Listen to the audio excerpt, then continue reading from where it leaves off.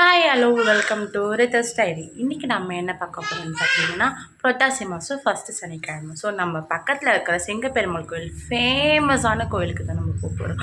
அங்கே போய் அங்கே என்னென்ன பண்ண போகிறோம், என்னென்ன அங்கே ஸ்பெஷாலிட்டி, என்னென்ன பண்ணுறாங்க அப்படின்றத நம்ம வீடியோக்குள்ளே போகலாம். வாங்க வீடியோக்குள்ளே போகலாம். நானும் எங்கள் பாப்பாவும் ரெடியாகி கிளம்பிட்டோம். ஸோ நீங்கள் இதுதான் என்னோடய சேனலில் ஃபஸ்ட் டைம் பார்க்குறீங்கன்னா மறக்காமல் சப்ஸ்கிரைப் பண்ணிக்கோங்க, பெல் பட்டனை கிளிக் பண்ணிக்கோங்க, லைக் பண்ணிக்கோங்க. வாங்க வீடியோக்குள்ளே போகலாம். ஸோ எங்கள் வீட்டிலேருந்து சிங்கப்பெருமாள் கோயில் ரொம்பவே பக்கமே, ஒரு 10 to 15 மினிட்ஸ் தான் ட்ராவல் இருக்கும். தென் சென்னையிலேருந்து வர பர்சன்ஸ் யாருன்னா இருந்தீங்கன்னா உங்களுக்கு 52 கிலோமீட்டர்ஸ் அரௌண்ட் வரும். நியர்லி 1 hour ட்ராவலிங் இருக்கும். தென் செங்கல்பட்டுலேருந்து இது நியர்பை 11 கிலோமீட்டர்ஸ், ஒரு ஆஃப் அன் ஹவர் ட்ராவலிங் தான் இருக்கும். ஸோ மறக்காமல் இந்த கோயிலுக்கு நீங்கள் உங்கள் லைஃப்பில் ஒன் டைம் ஆச்சும் வந்து பாருங்கள். அவ்வளோ சூப்பராக, அவ்வளோ ரொம்ப வைப்ரேஷன், குட் வைப்ரேஷன் நிறைஞ்சிருக்கும். இதுதான் கோயிலுடைய என்ட்ரன்ஸ். ஸோ கோயிலை வந்து ரெனோவேஷன் பண்ணதுனால எல்லாமே வந்து மாற்றி வச்சுருக்காங்க.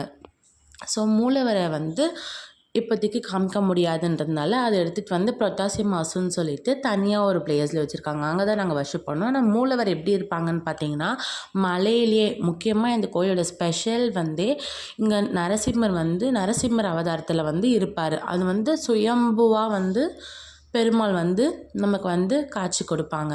ஸோ இதுதான் பார்த்திங்கன்னா இன்றைக்கி இப்போ இந்த மந்த்துக்கான மூலவர் வந்து இந்த பிளேஸில் தான் வச்சுருக்காங்க. ஸோ இந்த மெயினாக இந்த கோயிலுடைய ஸ்பெஷாலிட்டிஸ்லாம் என்ன அப்படின்னு பார்த்திங்கன்னா, இந்த கோயில் வந்து கிட்டத்தட்ட 1200 ஆண்டுகளுக்கு முன்னாடியே வந்து கட்டியிருக்காங்க அப்படின்னு சொல்லிட்டு சொல்கிறாங்க. இதை வந்து பல்லவர்கள் தான் கட்டியிருக்காங்க. ஆனால் இதை வந்து ஒரு பீரியடில் வந்து சோழர்கள் வந்து மெயின்டைன் பண்ணியிருக்காங்க. இந்த கோயிலோட ஸ்பெஷாலிட்டியே என்னன்னு பார்த்தீங்கன்னா, நம்ம லைஃப்பில் என்ன ப்ராப்ளம்ஸாக இருந்தாலுமே, மேரேஜு, கந்திஷ்டி, நவகிரக தோஷம், செவ்வாய் தோஷம், குழந்தை இல்லை, படிப்பில் எதனா இஷ்யூஸ் இருக்கா, இந்த மாதிரி எல்லா இஷ்யூஸுமே, ஸோ ஆல்ரவுண்ட் நம்ம லைஃபுக்கு என்னென்ன ப்ராப்ளம்ஸ்லாம் இருக்கோ எல்லாமே இந்த கோயிலுக்கு வந்தால் நமக்கு சரியாயிடுன்னு சொல்கிறாங்க. அண்ட் தென் இந்த கோயிலோட இன்னொரு முக்கியமான இது பார்த்திங்கன்னா இந்த மரம் தான்.